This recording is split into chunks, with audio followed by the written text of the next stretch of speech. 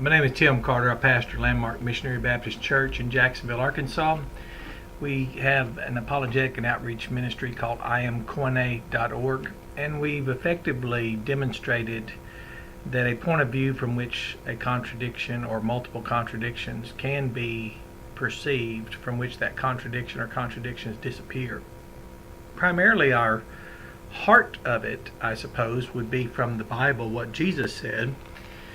He warned us, teaching his students, and he was denouncing religious people, and they of course were false religionists.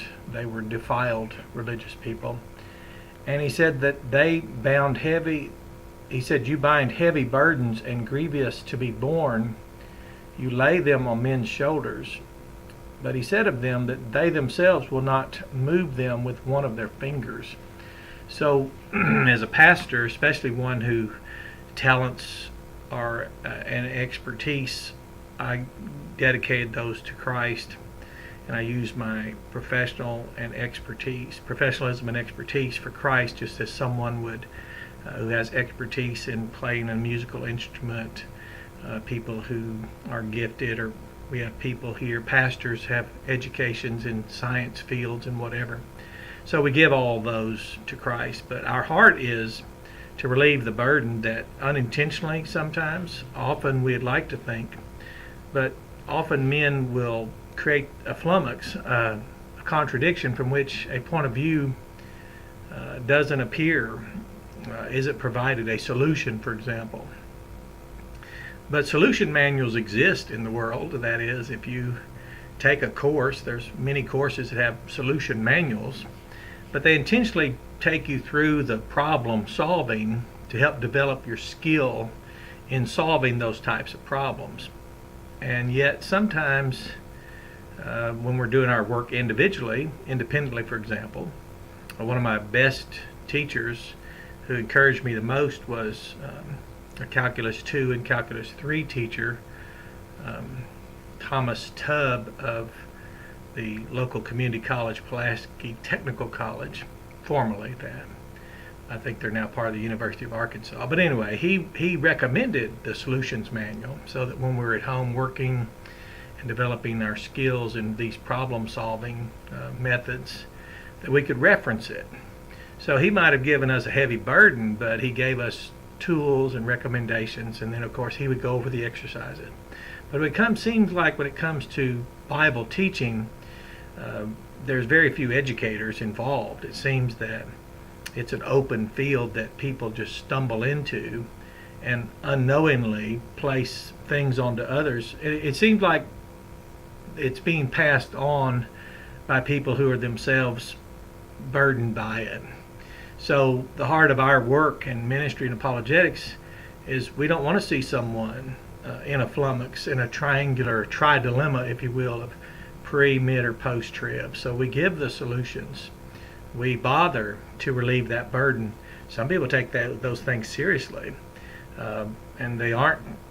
I once thought they were satirical or facetious, or I thought we were just brothers being hard on each other. No, they weren't playing around. They were seriously contending and even marginalizing brethren over some flummox. And then when we approach them, myself included, is specifically can give you testimony after testimony when I'd ask someone, are you aware of what's missing in this construct you've adopted or appropriated that you're placing onto other people? You're leaving them in a flummox. Well, people have come our way into our church, to this flock which is under the care of Christ, and I'm given this oversight under him as a privilege to feed this flock and teach them. So removing the flummox, and to watch people get torn between free will and sovereignty and not notice that the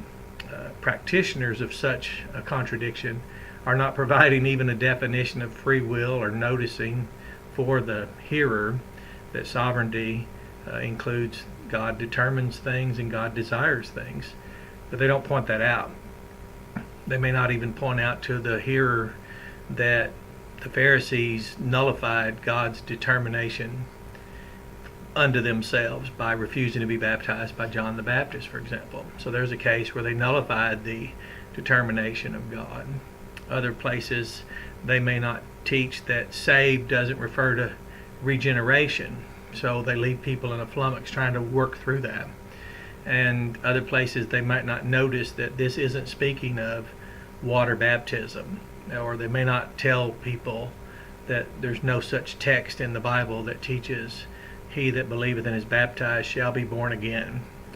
Our good, trustworthy, preserved King James Bible says he that believeth and is baptized shall be saved, not born again. But to take the trouble and bother, it's similar to any flummox. As a pastor, as a shepherd, it's our honor to step into that and to remove the consequences of what could that do. At Landmark Baptist Church, we have parents here trying to raise their children, not trying, but they are doing it, and they're struggling against their own battle of the flesh and the spirit. They're struggling with the pressures of this world. Mothers are struggling with the pressure to not be godly mothers, the pressures of the world to pull them away. They don't really need riddles and false dilemmas and fallible constructs upon fallible constructs. So it's our honor from Genesis to Revelation for us to define, document, and disclose the fallible elements. And for example, we've had a recent, well, not recent, but in our church body, we had people referring to the church authority, or by whose authority are we conducting. And in our seminary, one professor would say that a pastor baptizes based on the authority of a church. You go to another class, a pastor would say churches have no authority. Well, Christ's the head of the church here in Jacksonville, for example, and he has every authority in heaven and upon the earth. So, for example, in our baptismal services, to relieve this flummox for the congregation, I literally speak while we're baptizing a candidate, and I say, we, the Landmark Missionary Baptist Church of Jacksonville, Arkansas, baptize you, our brother or our sister, into the name of the Father and of the Son and the Holy Spirit. And thereby we recognize the head of our church, Jesus, as the one with all authority, and that we, the church, are carrying out the baptism, and I lead and oversee that. And for our communion, for example, we have people would teach closed, open, or close communion, but what they meant was close, open, or closed distribution of elements, where, well, here I have a coffee cup. Not a good example, but it's good coffee. Not to do a commercial, but they went from one cup, as was in the Bible, then they broke it down into tiny little thimbles, and then went from one bread to fragments. And even now we have what I call store-bought bread. It comes to, we get these already done. We once had people that would make that, and I really enjoyed that kind of willingness to bother with that, and I like that. But somehow one of our deacons would hand a tray to try to pass it down, and we might have a guest and they would take one of the cups, or another one would try not to impose on someone an expectation in a communion service where we are there to be reminded to remember and to sustain that profession of faith that we are to hold fast, that was conferred through baptism. So when I realized that the flummox was always there, or someone in the church who's a member might have someone holding something against him, but he won't work that out, well, he presumes to go ahead and let's say dishonor the occasion by presuming to take the cup or the bread.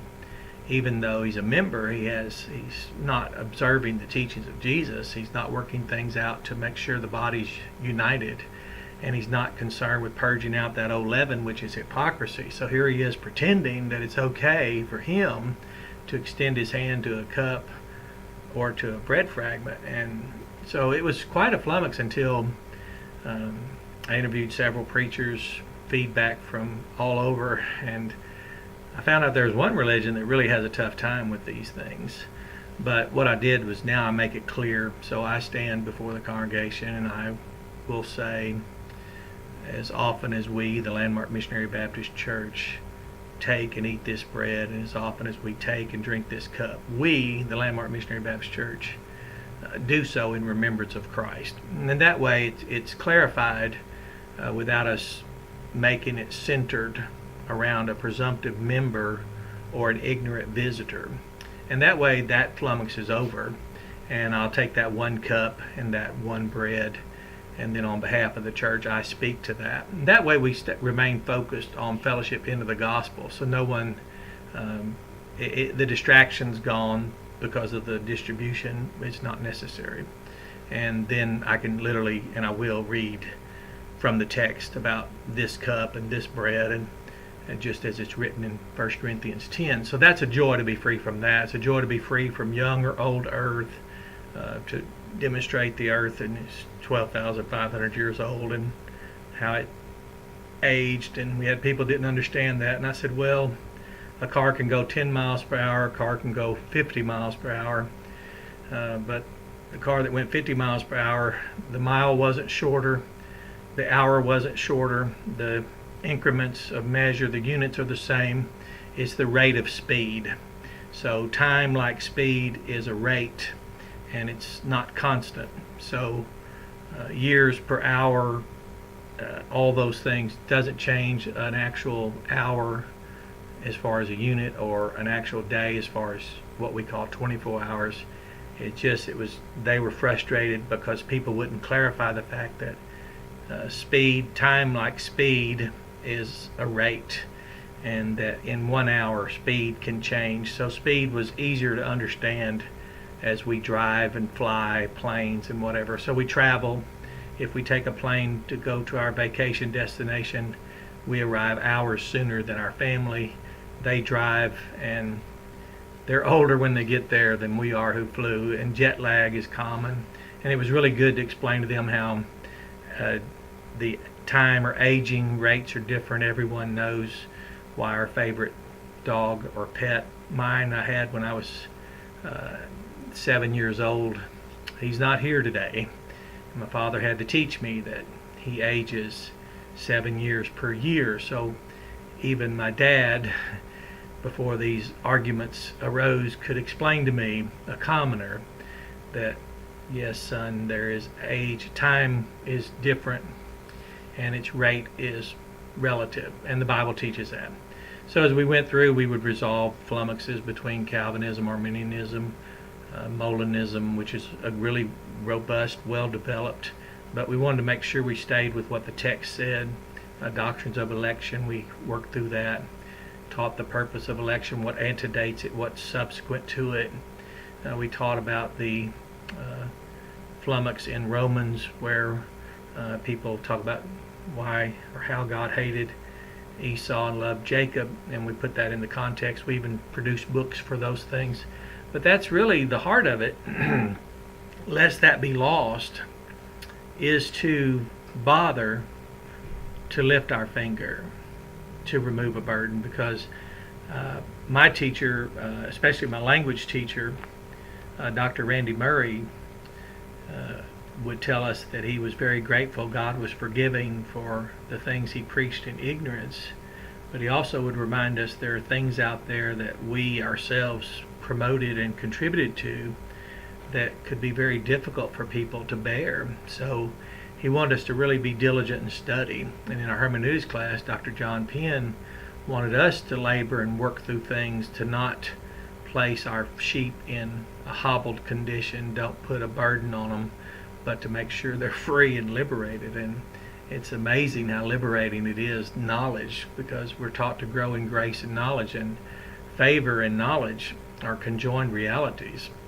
Favor comes with knowledge, and it's really difficult. And then our systematic theology teacher, Dr. John Owen, taught us how to put it in a systemic format, a nice framework, if you will, to keep it balanced, not go off the grid, if you will, not go off in all these extremes. So where a lot of people end, he would start there and teach us how to find the content, define, document, and defend. And now we define fallible elements, document them, and then disclose them. But I think the pushback we're getting, the abrasive assaults, it's not something we blame people for. A lot of people have expended a lot of their lives and their time, their money, and forsaken even family members over these things. It's like trying to help the Hatfields and the McCoys work things out when you might forget how many generations they've been fighting, and it would be difficult for them to accept that all of that might have been in vain. So our primary goal or heart of the matter is to lighten burdens. So when you hear someone who's a Calvinist but he doesn't take responsibility to disclose,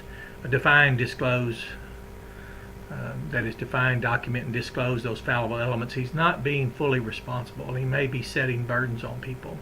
Same with Arminians, Molinists, Traditionalists. Same with someone who picks pre-trib. Well, pick all you want, but if you aren't disclosing, that is, defining, documenting, disclosing the fallible elements in it, you might be leaving someone in a flummox that they can't bear. It could become a little too difficult for them. So with that in mind, it's our honor, it's a pleasure, it's the heart God gave us, heart of flesh.